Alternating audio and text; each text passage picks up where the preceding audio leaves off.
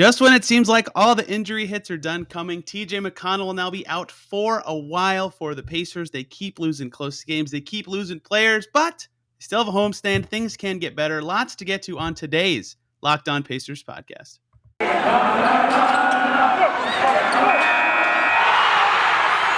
are Locked On Pacers, your daily Indiana Pacers podcast, part of the Locked On Podcast Network, your team every day.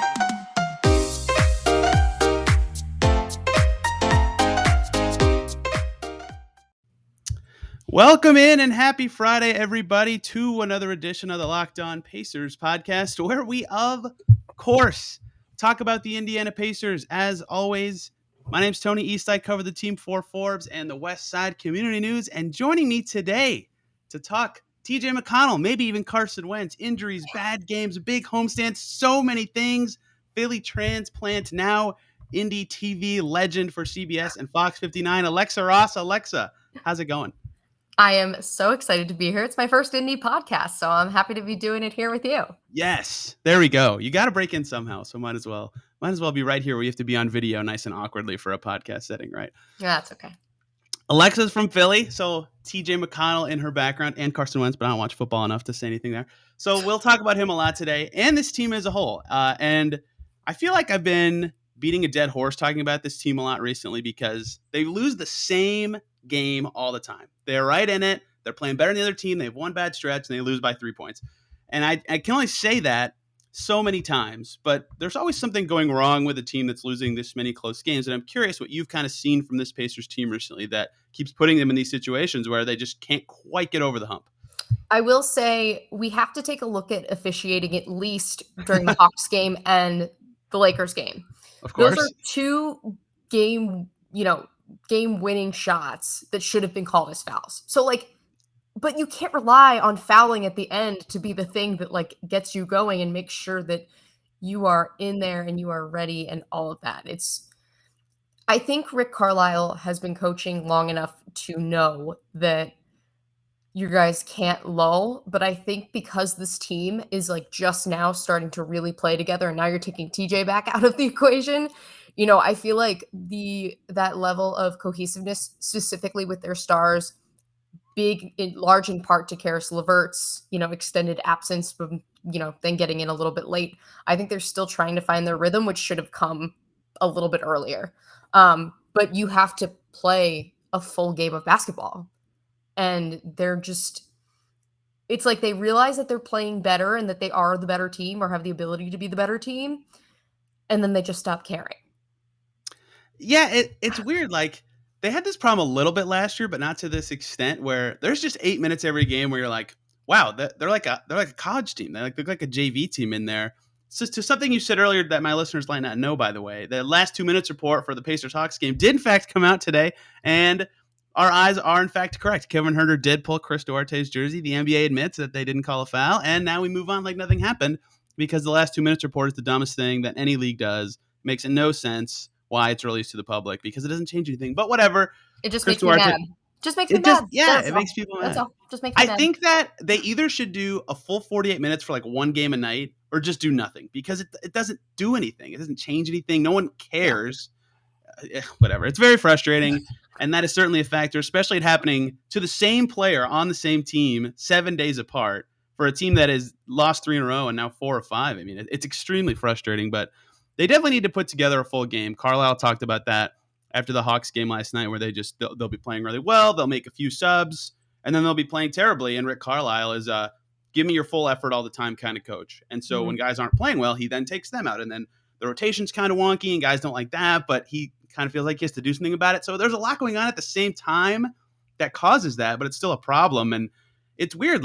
Under Nate McMillan, they never had this problem where they couldn't do effort for a full game, and now they do. And it's kind of something where if you're a player, you have to look internally and be like, I have to do this for a full game because they're 9-14 now. They can't wait any longer to kick it into gear. Yeah, no, I agree. And you see it a lot with college coaches is if you are not playing well, you will not be started. You will not be in the starting rotation or you will be pulled. And they don't care.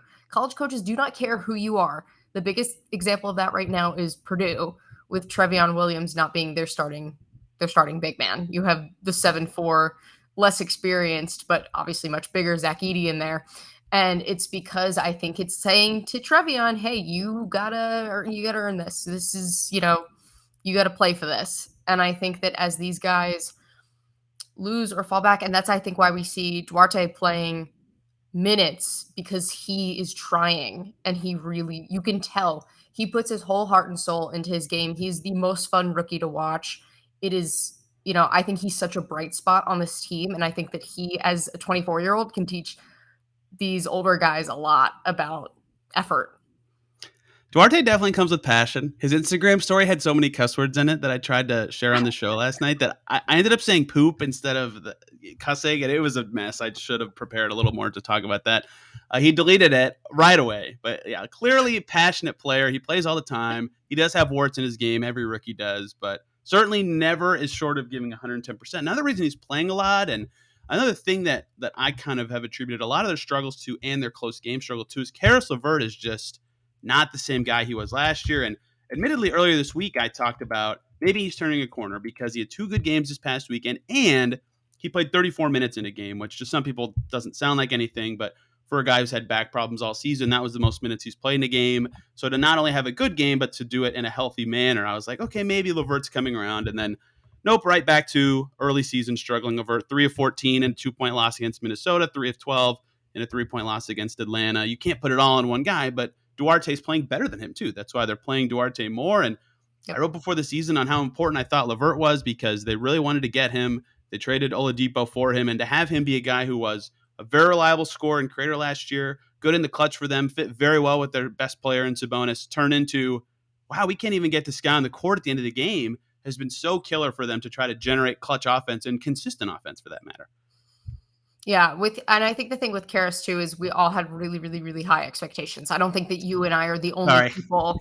I don't think we're the only people who are like, oh, Karis LeVert is going to be, the biggest offensive piece of this team. Like, we were all kind of saying like, oh, this is what's going to happen, and that's fine. And we know how everyone has their roles. Malcolm has his role, Sabonis has his, but LeVert, everyone was like, oh, this is going to be the guy that puts us in contention for the East.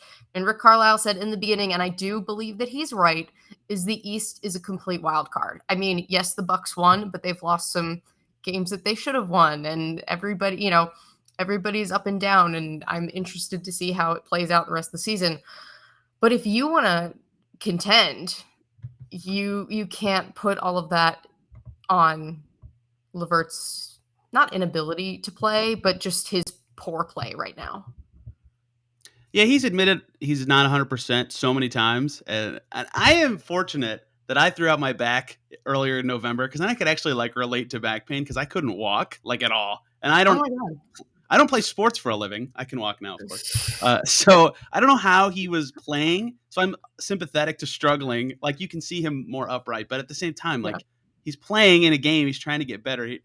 The Pacers need him to be better than he has been. That's been killer down the stretch. And his struggles kind of tie into something that we're going to pivot to now because this isn't the order I wanted to go in, but it's going to work out this way. TJ McConnell has been dealing with wrist pain some of the season, and then really early on against the Hawks, you could see him holding it. He comes out of the game, doesn't come back in, announced out with that wrist injury. And then today at practice, Rick Carlisle says that he'll be out for a while. He'll get a second opinion before I think we get any sort of official timetable or anything like that. And we can go to Brad Wanamaker eventually. He'll play more and how this affects the bench and the Pacers in general. But sticking with LeVert for a second, kind of the appeal of LeVert as a ball handler is he can be a backup point guard with those second units at times when Brogdon's out. And I don't think he can do that right now. He can't play enough minutes to do both roles, especially at the level he's playing right now. So it makes the McConnell injury even worse that he's been struggling so much. Yeah, and I think the thing with McConnell, and it's something that Rick Carlisle said after one game, I can't remember which one, but it has just stuck with me since he said it, is that everything that TJ does is unusual, but it is always consistent, and that's why he's so good. And he's just I've never seen a player like that ever. And I think that a lot of defenses can't read TJ. Nobody knows what he's going to do, which is obviously he's a fun wild card to have. But when you miss that, I think a crucial piece of your offense is, not everybody has Malcolm's court vision. Not everybody not everyone can do that. And Karras can barely pull his own weight right now, pun not intended, but he, and that goes to show that obviously you're taking TJ out, you're getting a second opinion, things like that. But if Karras is hurt like this, he shouldn't be playing. He should be getting better. So that way, by the time he does come back and is 100%, I know you can't always be 100% every time you step on the court, because then everybody would be out all the time. But if it is as bad as we might think it is, I think they should sit him. I do. I really, really do. I think that it's not worth it when you can have someone who is playing at 100%, and even if their 100% isn't the same as his 50, it's still, you can still rely on that more because they can play more minutes and things like that. Yeah, tough line to toe. Totally understood why he wants to play, why they want him to recover by playing. But if he can't, he's been bad some games. It's just that simple. If you're playing a bad player 30 minutes, that's not helping you win. McConnell is out now, and that's a tough topic today because we're going to talk a lot about McConnell, and we still will. Because Alexa is from Philly, lived in Philly for a while. I don't want to speak for you, but yeah. So I'm from Philly, grew up a Sixers fan. TJ McConnell was a fan favorite for obviously the city of Philadelphia. Everybody still loves him. Every time I tweet about him, all of Sixers Twitter is like, "Hi TJ," and stuff like that. So, he's definitely one of those guys that, he comes and he might not make a huge stat line impression on your organization, but a fan base will just kind of fall in love with him. And I have so many TJ stories and just things like that, but he's just, it's great to now be covering him again and seeing him with a coach like Rick Carlisle, actually playing with a successful coach. Hey guys, quick little break to talk about the good folks over at TrueBill, because there are a lot of free trials that renew without your consent, and that's a business scam that's out to get you. Do not let corporations pocket your money. Download TrueBill to take control of your subscriptions. TrueBill is the new app that helps you identify and stop paying for subscriptions you don't need, want, or simply forgot about. On average, people save up to $720 per year with TrueBill because companies make subscriptions hard to cancel. TrueBill makes it super simple. Just link your accounts and TrueBill will cancel your unwanted subscriptions in one tap. And they have a TrueBill concierge that's there to help you cancel those subscriptions. That way you don't have to. They have over 2 million users and have helped them save over $100 million. Don't fall for subscription scams. Start canceling today at TrueBill.com/LockedOnNBA. Go right now, TrueBill.com/LockedOnNBA. It could save you thousands a year. TrueBill.com/LockedOnNBA. So I do love me some athlete stories. So we will definitely be talking more about TJ McConnell. But the story right now for the Pacers is he's out, and that's a big blow. He had a huge run when probably their best stretch of play this season was coincidentally his best stretch of play this season, right on that road trip when he had over 15 points in 4 straight games. And this weekend he played very well against Milwaukee, against Toronto. He had 7 assists, and was plus 11. He's had some huge games in their big wins recently. They will sorely miss him because their second unit right now, Duarte's been a part of it a little bit, but now that Justin Holiday's also out and Duarte starts, McConnell's doing all the creation for that group. They have no one who can get their own shot off the bounce. They're relying on someone else to set them up. And they mix and match a little more now, but he's become more important for that group. So without him, Brad Wanamaker has had quite a few down games this season because he tries to create for others, but he's not quite good enough at it. And Jeremy Lamb can create his own shot, but not really for others. It's hard to get the ball moving without him in that group. They'll have to mix and match a lot more and change the rotation up. They'll have to find unique ways to maximize Brad Wanamaker, who's been better as an off-ball guard. I mean, it's going to be really hard for Rick Carlisle to make the second unit as strong without him. Yeah, and I think that there are going to, you're only as good as your guys off the bench. And if you can't deliver on that, then you've thrown the season away. I mean, people love to talk about tanking, and we are not that far into the season. We are not far enough into the season where anybody should be talking about tanking. But I will never say that word in my life. I have You're to. From Philly, you're allowed to say but most of my fandom, no, for sure. No, but it's just, I don't think it's worth giving up just yet, but I do think that if they want to be successful, they really need to work on shot creation, because TJ was that guy. TJ is that guy. TJ is all over the place all the time, is always on the ball. He can be anywhere, set up anybody to make, a dunk, a 3-pointer, doesn't matter. And he shoots himself, you know what I mean? So it's not like he's a one-dimensional figure for this team. He's been a huge part of the second unit, and when he's needed to come in, he's been great. And I think that there needs to be someone who is reliably like that, and I don't even know who it would be, honestly. I don't know who would be that person. Brad Wanamaker is going to have to try to be. I mean, he's had a few games where credibly he was a backup point guard. 4 assists against Toronto in Toronto, 4 assists against the Spurs, 6 assists 2 nights later against Portland. Like, that was his good stretch of contributing as a backup. And against Atlanta, with the game TJ got hurt on Wednesday, he actually played well that game. He had 7 points and 4 assists, and their bench wasn't embarrassing. That said, Trae Young sat for 11 minutes, and the Pacers did not win those minutes. That if they had TJ instead of Brad Wanamaker, maybe they win those minutes and then win the game. Who knows what his impact can kind of be as that switches. But yeah, he's going to have to be a lot better as a distributor and taking care of the ball in general. And he has had games where he can't do that very well. He loves to try these one-arm slinging passes, and they have not been super successful for him. So it's going to be on him, especially because they can't rely on LeVert as much. And unless they play Brogdon like 45 minutes a game, which for an injury-prone player on a 9-14 team, you don't want to do that either. They're gonna have to just do the linear thing and say, okay, our third string guy is now our second string guy, and just hope that it works out. That's how I think, at least. Rick Carlisle's smarter than me, but that's just kind of what I feel like they're gonna do, because they're kind of stuck. They have a lot of injuries at the same time right now. Yeah, no, I agree. That's probably what they're gonna do. I just mean that Brad Wanamaker, I just don't think he has the spark, the it factor, nor the talent to do that. And if he wants to get there, they need to work on that. I mean, he needs to work on shorter passes. He needs to, because he is a terrible passer. He's such a bad passer. Simple passes. Yeah, be a little bit closer. Yeah. It's fine. It's not that hard. But you can't just lob it every single time you have the ball. That's just not how it works. But no, I think that he's going to be what Rick Carlisle needs to focus on in practice and really fine tune him to make sure that he can come in, because, God forbid somebody else gets hurt and then he has to move all the way up, which is... We'll pivot to more broad topics momentarily, but we're already talking about TJ McConnell. I would like your favorite and least favorite TJ McConnell story from Philly. And if you can't think of a least favorite, then just give me 2 cool ones.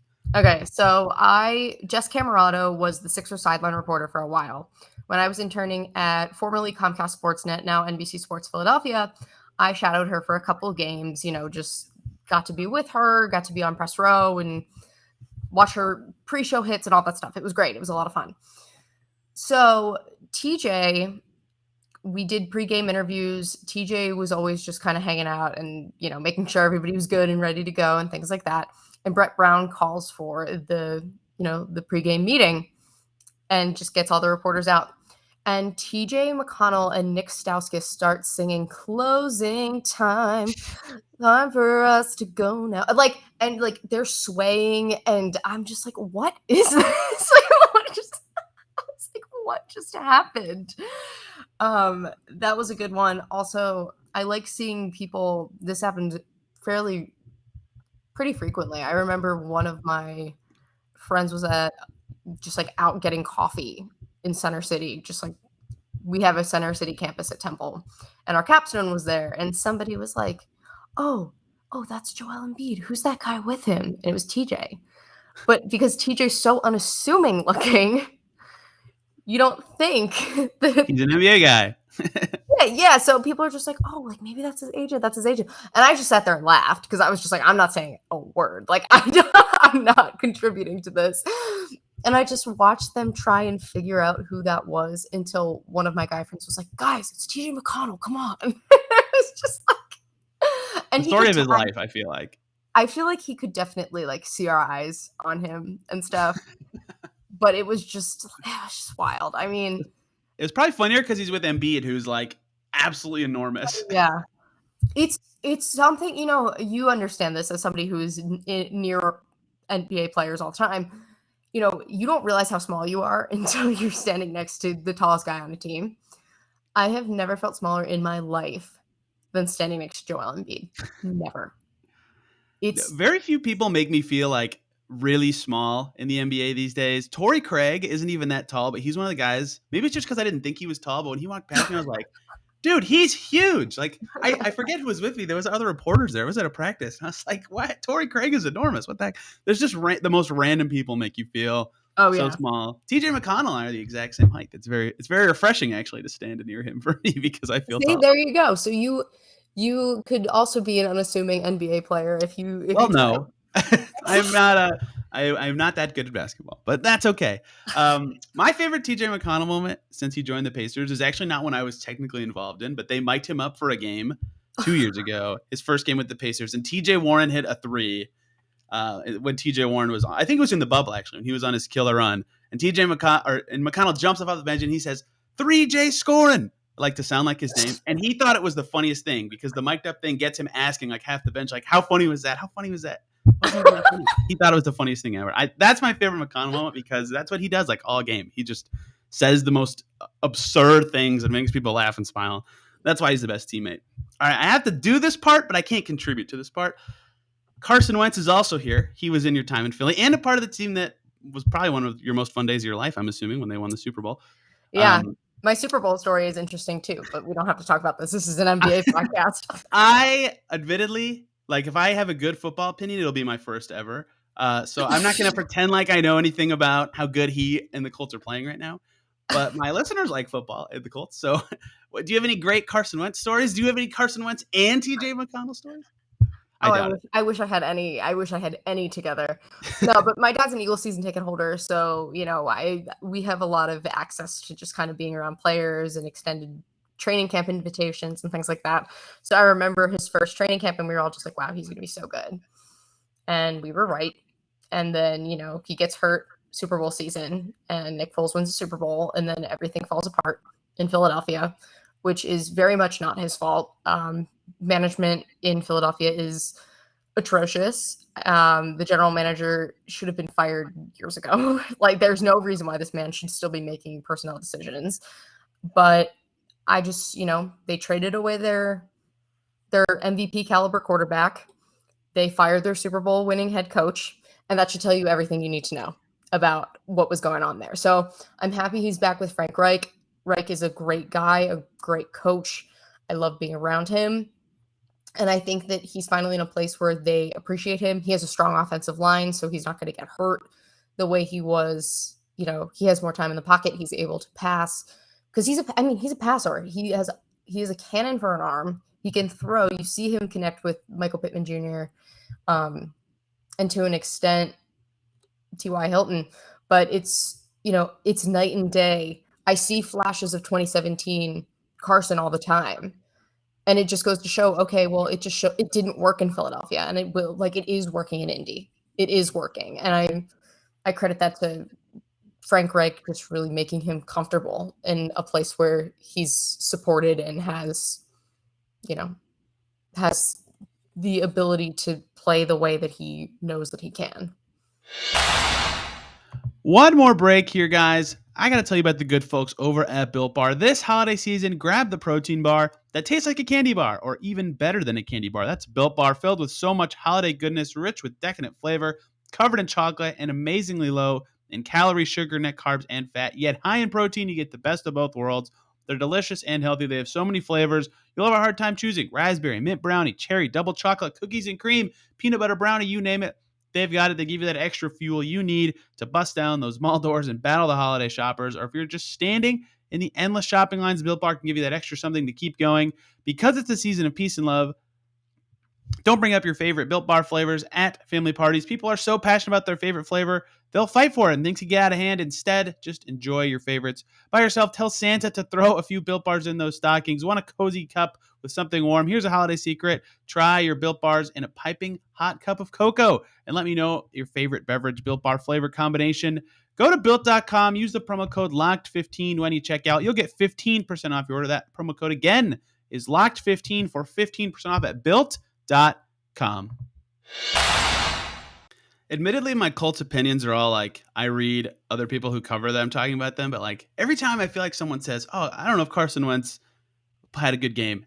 There's 70 other people who are like, oh, they didn't run the ball for 2 hours, or they had 7 special teams disaster or something that I'm like, wait, how is this on Wentz? But I don't watch the games. I'm not gonna pretend like I know how good or bad he's played. That's a big fun thing with football Twitter. It's just That's the internet, yeah. that's the internet. Yeah, you blame the player for something that's quite literally not in their control. Yeah, but you know how it goes. Yeah, I used to reply to everybody because I wanted to be like, yeah, I'm connecting with fans. And now I'm like, wow, people are jerks. Like, it's been Mute nice button to is your separate. friend. It's been very nice to separate from that aspect of life. I have to get back to the Pacers now. No more Philly stuff, Alexa. I'm sorry. That's fine. I can deal. So they're 9-14, and that's pretty bad. They're 13th in the East, but that's not like so bad. It's only been a quarter of the season. That said, there's always good statistical studies that are like where you are after 20 games is typically pretty telling of how you're going to finish the season. Ironically, two teams that's not true for were the Pacers last year, who were like third in the East after 20 games, and the Mavs last year, where Carlisle's team last year was also 9-14 or 9-13, excuse me, early in the season. So it's not always true, but it's pretty true, right? So Yeah. where do you feel on this team? Do you feel like they can still turn it around? How are you looking at the rest of their season outlook right now? My outlook on their season is really just going to be dependent on the injury situation. I think that if everyone is still injured or playing limited minutes or anything like that, I think that they're not going anywhere. I don't think that it's going to work. I don't think that they're cohesive enough to run off their bench. It's not working. And that's not, that's just something that happens when the same position goes down at different times. Over and over and over. Yep. Yeah. So, and that's just one of those things. But we're a quarter of the season in, and they've shown flashes of being able to be great. They have lost really close games. They're not a bad basketball team by any means. They make dumb decisions and have had some calls not go their way and things like that. But I don't think that they're like a horrible basketball team. I think that they've gotten really unlucky and they've been in just bad situations. And those situations, obviously, none of that is going to be, conducive to winning. So if if Karras gets back to be 100%, TJ comes back, just being able to, and I think they're still trying to be a cohesive unit, and you can't do that when people are all over the place injury-wise. You can't. Yeah, it's kind of like they've had that problem for 2 years, and for a while I get a front office being like, we want to see the team healthy, like everybody does, the fans do too. But part of the problem is that they acquired all these injury-prone players, and then when one guy gets hurt, now another guy has to play more to fill that void, and then now that guy gets hurt. It might never happen. In fact, it probably won't ever happen. And I'm sympathetic to the viewpoint of like, yeah, I want to see it. Like, yeah, the team does. I do, right? Like, I don't know that they'll ever get healthy. So to me, they just have to play better with what they have, and that's going to be really hard with all these guys out. And I think they're better than 9-14 for sure. In fact, I'm a numbers nerd for sure, and like I follow a lot of people who do data studies on the NBA, and every time they post something that's like, here are the teams allowing the best shots, or like, here are the teams doing the best in these situations, it's like the Pacers are near the top, like every single time. And their net rating is still in the top half of the league. They have a better net rating than the 14-win Wizards, the 13-win Hornets, the 12-win Lakers. Like a lot of stats are like, hey, they're pretty good. Doesn't matter. They're 9-14, and they have to win eventually, and they're not. And so I still just, maybe it's because I see all these numbers that point them in a positive light, and maybe it's because I've seen them be really good 2 years ago. I don't know. I still kind of feel like they can turn it around, but at some point I can't ignore that they can't play a full game, and they're still always hurt. So I don't know where I sit on that anymore. I was a little more optimistic as recently as a week ago. So I'm not really sure how I feel about their prospectus of turning it around, but they don't have a ton of time, I would say, because I mean, I don't want to say the T word that everybody loves to talk about in the NBA, where teams swap players. But eventually those rumors will swirl. And if you're still several games under 500, I mean, they'll be in all those rumors too. And then the season completely changes. Like if they don't start winning soon, all that stuff's going to come up too. So lots of their season still to play, but they got to turn it around pretty soon. You really hate T words. You really hate all T words that have to do with basketball. What was the other one I skipped? I can't remember. Tanking. Oh, yes, I do hate that one too. How did I forget? My gosh. Maybe it's just T words. I'll skip all the T words. You need to change your name then. Technicals. I don't like technicals now anymore. Yeah, but Yeah, I don't like talking about them this early in the season either. So I think they can turn it around for several reasons. They haven't, right? So why do I think that? I don't know, but I still do. I still do. I agree with you though. They're not a bad basketball team. You see people on Twitter who are just like, the Pacers are so bad. The Pacers are so bad. Da, da, da, da. They're not a bad team. They're disappointing. That's disappointing when you know that you can win and you lose. That's textbook disappointment. It doesn't mean you're a bad basketball team. That doesn't mean that you don't know how to play the game. You don't have players who can make big plays in big moments. But you can't let anything lull. Because if you let anything lull, then, someone's going to go on a run. And that's how they've been losing, is just letting runs happen. And not just like little runs, like 10-plus point runs. Every game, it seems like. Yeah, and they can't hit 3 anymore. They're down to 24th in three-point percentage. They're much better at shooting last year. I wanted to talk to you about shooting, but we don't have enough time for that because I want to close with a question I did not put on our itinerary. I apologize. Ooh. What is your favorite thing about Indy so far? Sports or non-sports? The sports, for sure. Just being here in this town and just seeing how people love what's going on. And, I think that the thing that I'm happiest about, though, is just like it's a fun city. There's, there are little things to do if you you go out and you find them. And it's been fun to, try new restaurants and go to new bars and things like that and meet new people. And because I came in with no expectations, I've definitely been pleasantly surprised. That's good. So everyone who moves here has fun, which is good. I feel like Indy's rep is not high enough in other cities, but I'm definitely biased because I've lived here for so long now. Alexa, where can people follow you? All your stuff, your news reports, all the good stuff. Even though you are more popular than me, so me asking you to say that is that's not true. You have more Twitter followers than me. You can find me at Alexa Ross TV on Twitter. You can see that right there. If you are watching this. You can find me on Instagram, Alexa Ross ___ terrible. And you can watch me on CBS4, Fox59. Just check it out. Everybody do that. Alexa was just at Purdue basketball, a college basketball team that I actually enjoy watching for once. That's very rare. This podcast, of course, on Twitter at Locked On Pacers and me at TEastNBA.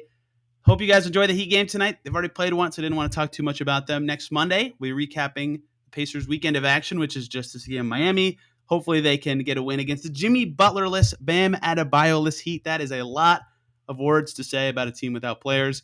Break it all down on Monday and more. Thank you guys for listening and have a great weekend.